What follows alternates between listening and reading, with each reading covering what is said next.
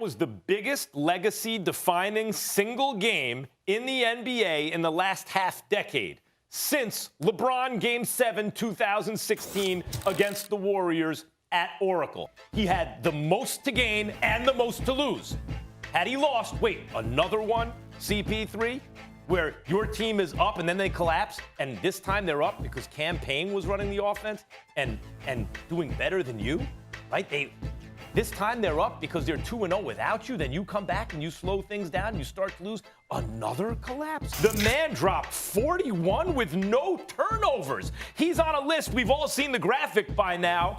Well, I'm not going to disagree with that. I'm just going to take it to a different lane here. You know, a couple of weeks ago or so, I said if Chris Paul had won the championship, he's one of the top 5 point guards in the history of basketball. And when I talk point guards, I'm talking about quintessential floor leaders, an extension of the coach on the floor, a person who's an orchestrator, a floor general who runs the team, who knows not just his job, but everybody else's job, and does his best to maximize the potential around him. And when we see CP3, the inordinate amount of playoff games he's participated in, how everywhere he's gone, teams have gotten better with him, worse without him, et cetera, et cetera. Him as a point guard proves it without question in that regard. I'll go as far as to say this. When you look at CP3, if he were to have a title in his possession, yes, I would put him over Jason Kidd. Yes, I would put him over Steve Nash. And Iverson, I never considered a point guard. I covered him for 10 years. I'm telling you, he wasn't a point guard. He was a scoring machine.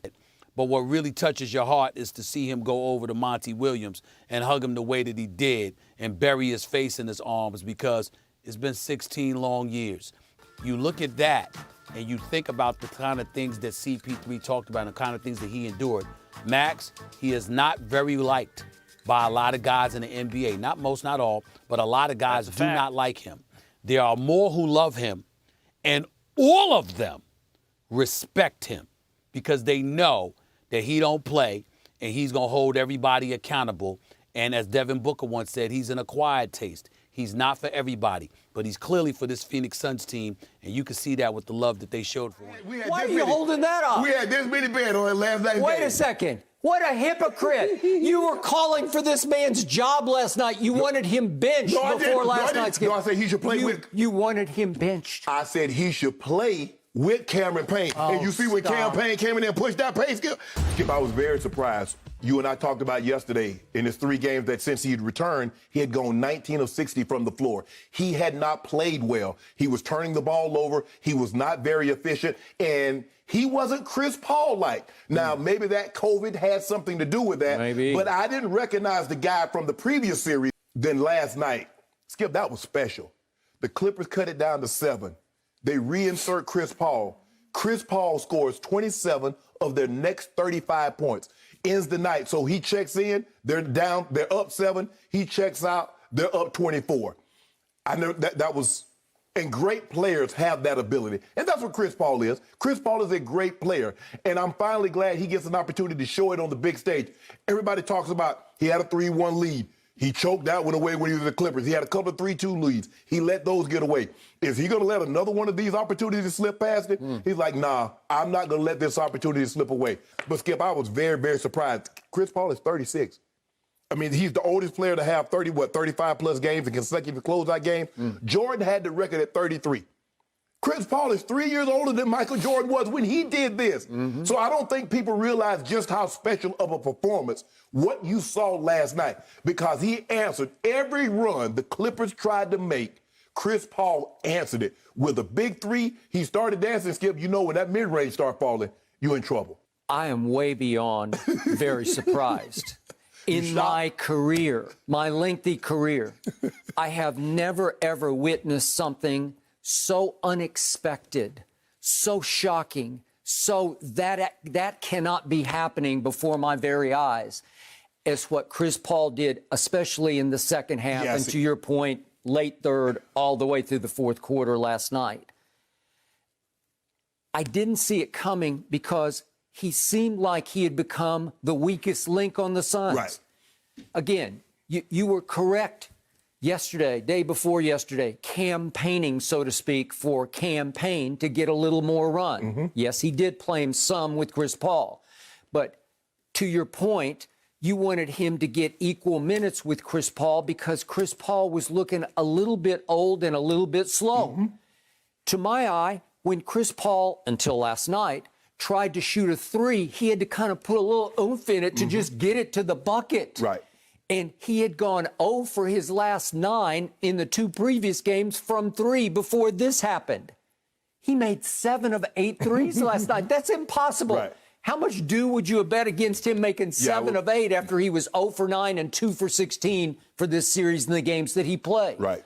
And today, this morning, I read in USA Today, according to them, Chris Paul has torn ligaments in his shooting wrist. Wow. Torn ligaments in his shit. That's what they said. Right. That's the report in today's USA Today after the MRI of 2 days ago revealed he had torn ligaments. What? 31 of those 41 in the second half. I mean, he's been lights out in the last 2 clinchers for Phoenix. Yeah, I'm really happy for Chris Paul. Last night was like a home game for him. You know, even though they were on the road, he's comfortable playing in the building. His family there, he got some fans there. Billy Crystal was there. And I know he heard all the chatter. I heard my good friend Kendrick Perkins say, hey, his legacy is on the line. You know, he's used to blowing 3-1 leads. And I know that he said, look, if I could take control of this game and win it, that's exactly what he did last night. You know, he came out and played. I mean, I'm so happy for him. 16 years, first time in the finals. I would love to see 2 small market teams go at it. You never, really see that. And again, I'm just happy of him, proud of him, future Hall of Famer. And, I saw when they landed, they had like a little mini parade. And, this moment feels good. We all up here know how that moment feels when you get to the NBA Finals. Of course, you still got to win 4 more games to win the championship. This will be the most unique experience they've had for the first week. And then after that, it's basketball. And then the first media day. But there were probably 300 reporters, so every beat writer from every team is there. Every writer from overseas is in one gym.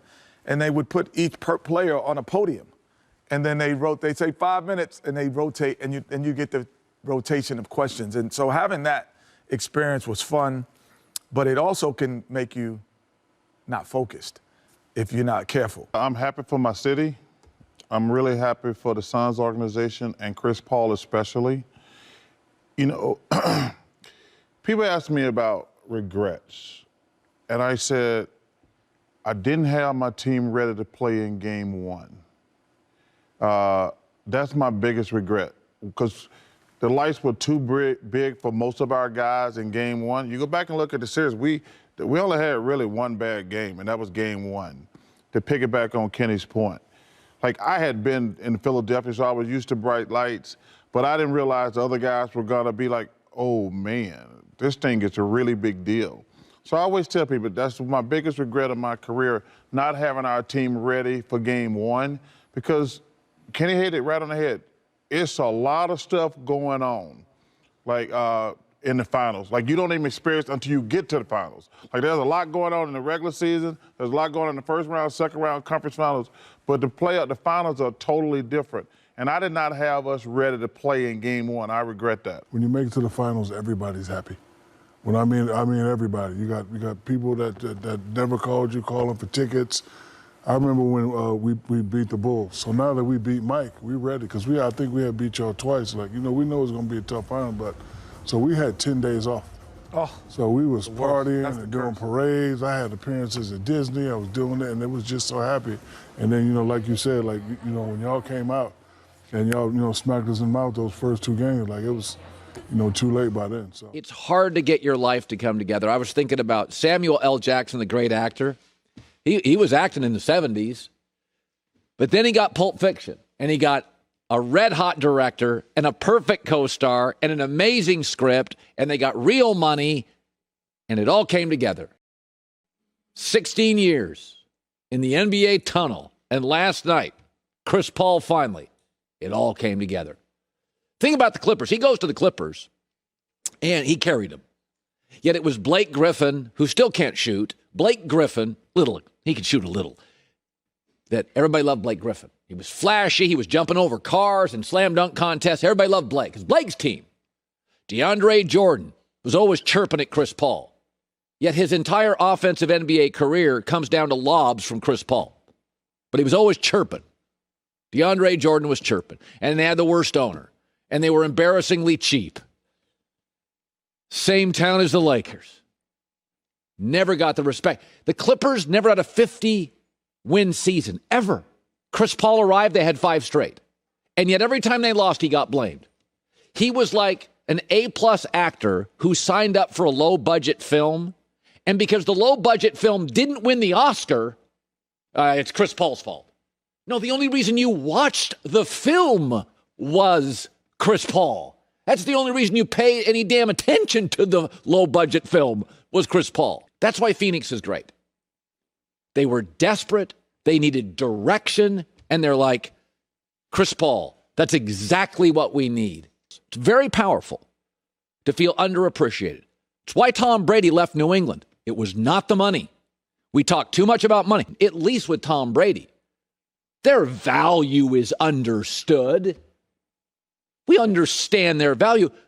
But Chris Paul had the double whammy. Not only was he underappreciated, he doesn't even get nominated for MVPs. We don't even understand his value. I mean, even Clipper fans, poor Clipper fans didn't, they'd lost so many games, they'd won so infrequently, they didn't even understand that Chris Paul was the key to the franchise. For years, they thought it was Blake Griffin. Everybody's, Blake Griffin can jump over a Kia. That's the guy. He could not shoot when he was a Clipper. Can shoot a little bit now. And so last night for Chris Paul, this season for Chris Paul, he finally got the director and the script and the co-star and the budget and the critical acclaim and the box office, finally after all these years.